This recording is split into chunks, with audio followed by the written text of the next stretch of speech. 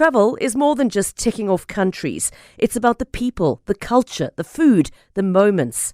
I'm Pippa Hudson, and on Wonder the World, I invite you to join me every week as we explore destinations both near and far, with the help of fellow adventurers who share their unique travel stories. Listen to my podcast wherever you get them. Without any further ado, Carl, thanks very much for joining us. Welcome to 702. Good morning to you. Good morning, and thank you for having me. Thanks for coming through, Carl. I mean, you are very close to this issue, and just tell me, as a standing committee, what precipitates this drastic move of wanting the Department of Defense to be placed under administration? Well, perhaps I should just explain that there are two committees for defense in Parliament, the Joint Standing Committee and also the Portfolio Committee. It was, in fact, the Portfolio Committee for Defense and Military Veterans that said that the Acting Director General, Ms. Mafu, of the Department of Military Veterans should immediately be suspended on the basis of detailed information that we have about corruption and maladministration from her side and other senior members of her department. We have also said that we believe that the Department of Military Veterans has become so dysfunctional because of maladministration and corruption that it should be placed under administration in terms of Section 100 of the PMFA. But we said we will engage with the Presidential Task Team on Military Veterans in order to see what interventions they can make before that recommendation for the department to be placed under administration should be implemented. So tomorrow the Portfolio Committee is going to have a meeting where the letter that we will send to the Minister of Defense and Military Veterans demanding that the Acting Director General for the Department of Military Veterans should be suspended will be discussed, and then that letter will be forwarded to the Minister. Carl, just take us back a little bit. The matter of the DRC and the controversy that was involved with our troops being stuck in DRC and other people asking why is it that they were there to start off with. Was it maybe a straw that broke the camel's back to bring attention to this matter, or over time you have been noticing specific deficiencies in the department that warrants this? Look, overall, the Department of Defense is in a very serious crisis. And I've warned, as the EFF's permanent representative on the two defense committees, that the Department of Defense is in the throes of collapsing. So the issue that you raise with regards to the Democratic Republic of the Congo and the SANDF's deployment there as part of the SAMI DRC, which was a disastrous deployment because we didn't have the equipment to back up our troops in the DRC. We didn't have the resources. Our troops were not adequately trained. And the sad consequence was that 14 of our troops died early this year. Now, the result of all of this means that we need to have an urgent intervention to turn the Department of Defense around. And the sad reality is that despite the Defense Review of 2015, which had never been implemented, and despite promises from the department and from the minister that there will be a so-called document in terms of a road to greatness that will be presented to us, and which was also supposed to have been presented to the president in October already last year, we've not seen any strategical indication that the department knows where it's going and how it is actually going to develop a defense force that is fit for purpose.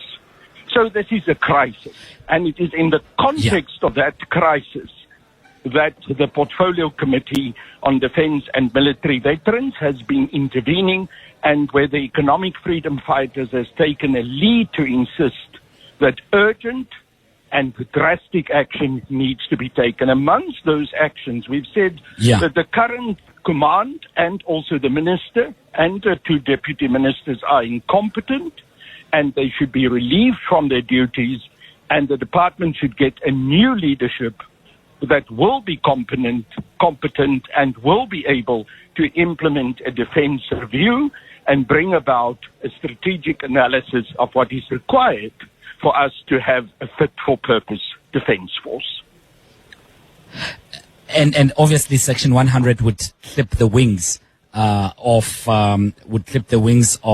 the ministry, and especially as far as funding is concerned as well. This would then mean that the department is taken care of. I would assume by whom in this instance. Well, let me specify the specific recommendation for Section 100 of the PFMA is for the Department of Military Veterans, not for the whole Department of Defense. Remember, the Department of Military Veterans sorts under the umbrella of the Department of Defense, and the Minister of Defense and Military Veterans is Mrs. Angie Motshega. So, yes, we want to see the Department for Military Veterans to be placed under administration, and we do want to see an increase in the budget for the Department of Military Veterans, similar to the fact that we want to see an overall increase in the budget for the Department of Defense. At the moment, the budget for the Department of Defense is only 0.75% of GDP. We believe that it should be a minimum of 1.5, and in fact that it should follow the international norm of 2% of GDP. But in order to increase the budget in this way, especially for the Department of Military Veterans, we as a portfolio committee felt that it would be irresponsible for us to ask for more money when there are not adequate capabilities in the department and adequate administration to spend the money properly, and also where there's been no consequential action for the huge amount of corruption and material irregularities that have been identified part of which, in the department. Part of which, Carl, part of which you are complaining about the fact that there are many ANC deployees in the department. You are complaining about employees who've been on books for more than a decade without contributing much to the effective management of the department. How has this concern been met by especially the chair of the committee and the department itself? Is it landing on fertile ground, or is it going to be the perpetuation of status quo where things continue to be the way they are and the storm will pass and they will move on to other things? Well, I can ascertain you that the Economic Freedom Fighters is not going to allow this to continue, and we will not allow it to be swept under the carpet. None whatsoever. There are huge amounts of money that have disappeared.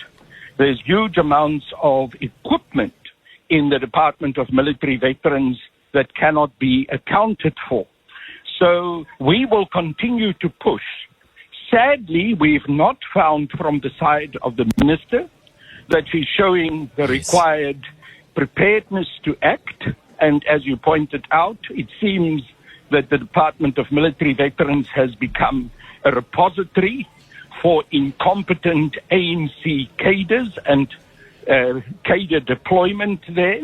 And on the other hand, there's a large number of posts in the Department of Military Veterans that are unfilled, senior posts, and there's a large number of acting posts. But I must hasten to add that I think the Portfolio Committee on Defense and Military Veterans, including the chair, is fully aware of the situation.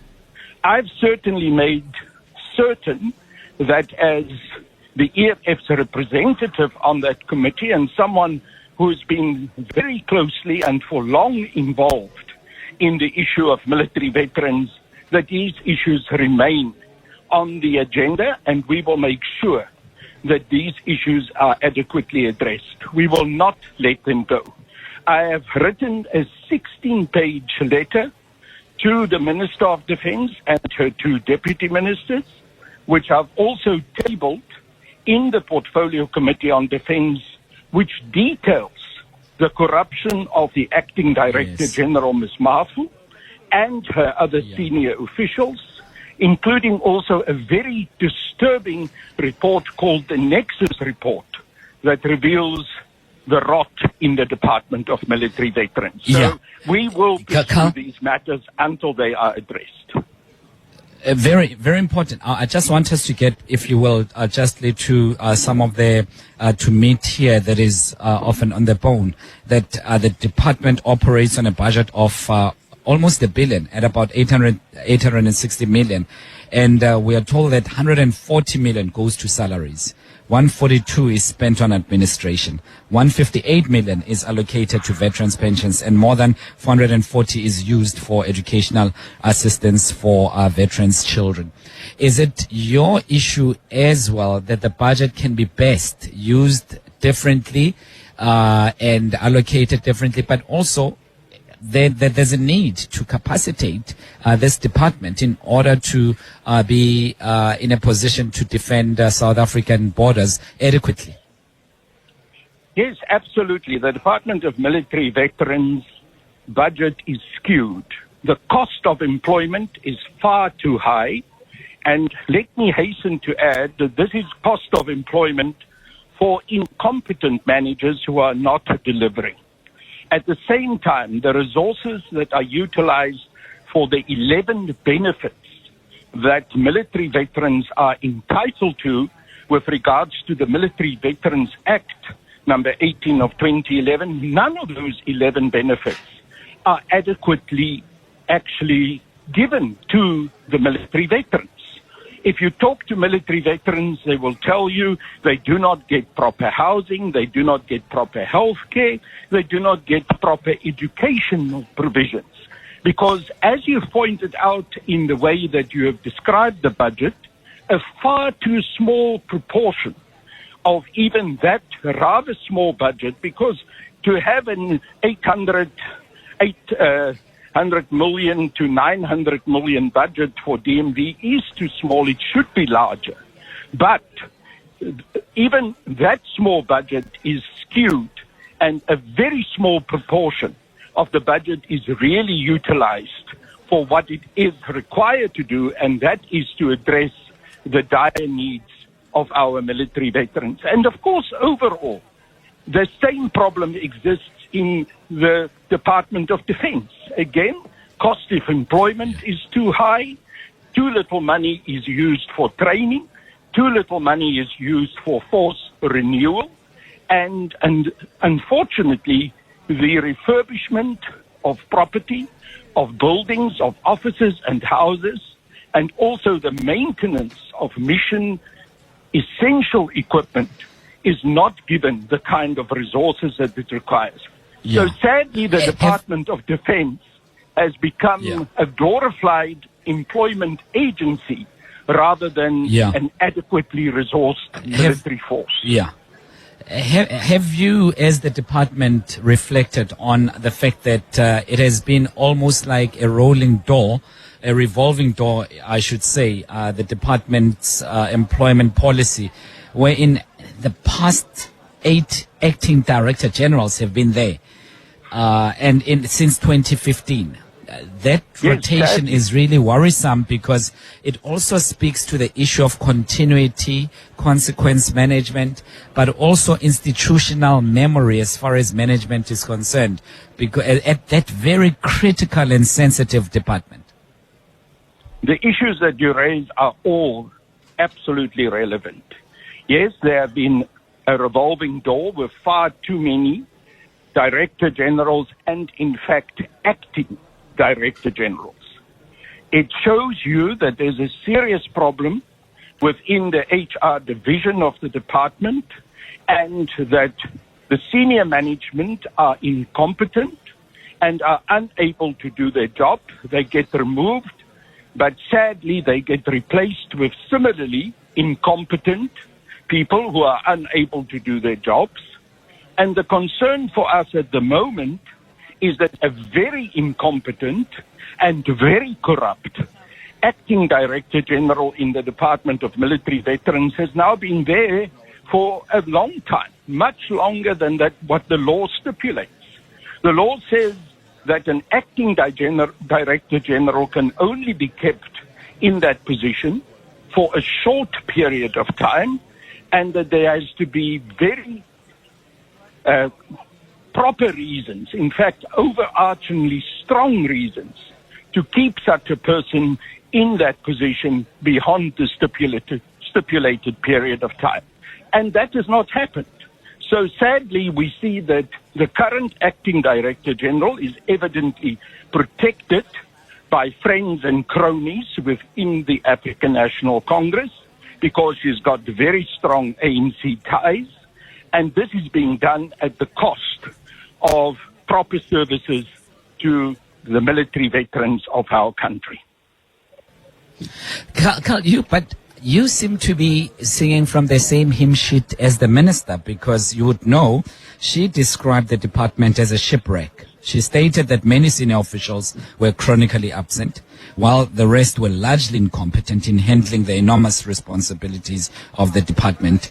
And this also means that she's very much aware of that. I'm wondering, to what extent are you unable to exchange notes, as she is the political head of the department and you are an oversight body? How often does this happen? And perhaps it has happened. What are the fruits of this? Well, we certainly do exchange notes. And you're correct to say that the minister has, at a number of occasions, said that there are serious problems in the department. But my problem with the minister is that it's all talk and no action. Despite the fact that the minister says it's a shipwreck, she has not dealt with the crisis in the department in any decisive way. In fact, what she had done is, under her leadership, when she became the new Minister of Defense and Military Veterans, this corrupt and incompetent acting Director General was again reappointed on an open-ended basis with a letter that said you will be kept in this position until we can eventually find a competent Director General. Now, surely there should be many competent managers in our government that can get this job, and yet it doesn't happen. So the minister is co-responsible. The fact that the minister tells us that there's a crisis in the Department of Military Veterans does not absolve her from her lack of action to address the crisis.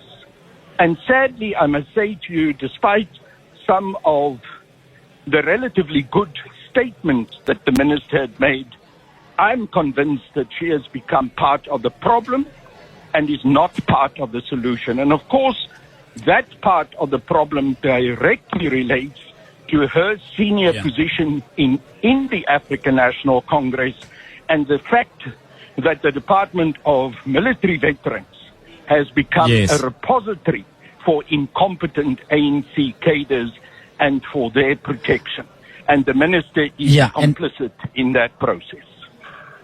To an extent where it has been referred to as a playground for those who can't find jobs elsewhere.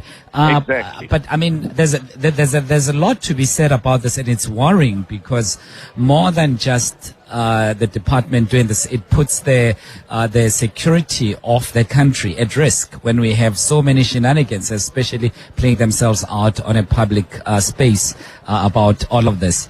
In closing, Carl, before I say goodbye to you, the department, the committee, to what extent can it compel or push for an inquiry of sorts that may result in effective action and consequences that the department will be held accountable towards? It is the job of the committee to hold the department accountable. That is at the essence of our work and at the essence of the oath that each one of us as members of parliament have laid down. So we have the right to insist that there must be a proper defense review. We have the right to insist on accountability by the Department of Defense for the taxpayers' money that has been misspent and abused. And we have a huge responsibility to go to not only the minister, but also to the president as the commander-in-chief of the SANDF, and to demand that action now needs to be taken to ensure that the SANDF can be turned around. The current collapse is not just embarrassing. It is not just the terrible, sad situation, the tragedy of having lost 14 soldiers in the DRC, but it places our whole country's safety and, in fact, our sovereignty at risk. So this is an emergency, and Parliament has a duty to act on such an emergency, and the EFF will ensure that Parliament takes the necessary action, that there will be a defense review, and that we will have to leave it at these that. issues and save our country and save our defense. Carl, thanks for your time. Thanks for your time. We'll have to leave it at that. Sadly, I'm out of time. Really appreciate it. Carl Niehaus is EFF Member of Parliament on Joint Standing Committee.